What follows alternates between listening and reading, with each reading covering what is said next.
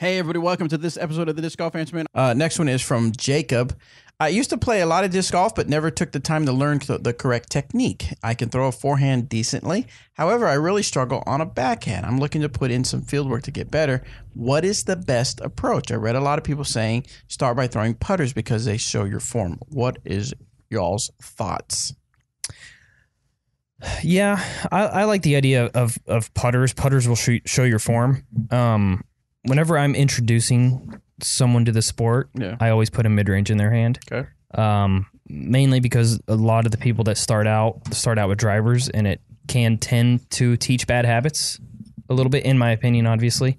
But a mid-range is a nice neutral flying mid-range that can kind of hold a line, that they can get the fly straight, and they kind of work up to the driver, so to speak.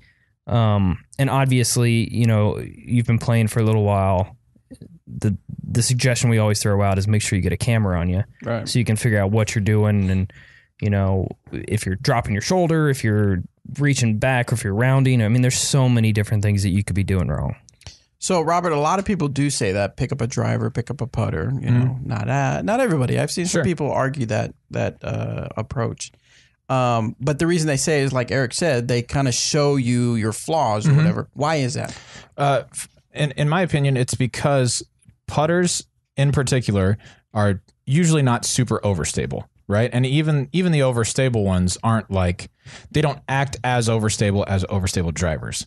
The reason for that is that they spin slower than the other discs. And so in order for a putter to fly the way that it's intended to, if you're trying to throw it straight and have it carry straight, you have to let it go on a level plane with, a straight reach back and a straight follow through so that the disc is spinning the way that it needs to.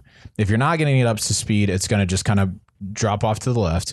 Or if you're trying to overpower it, it's just going to wobble and just, wounded duck, right? Mm-hmm. So once you can learn to throw a putter like that, because it won't mask your flaws, once you can learn to throw one that just stays straight, then that's why I like starting somebody out with a putter. Because once they can do that, now you hand them a truth or an EMAC truth. And it's like, oh, wow, now I can get more distance because I can throw properly. And then they can do that. So you hand them a witness or a maverick. And then it's like, oh, wow, now I have another jump in distance, instead of learning the wrong way and then having to totally relearn everything. Yeah.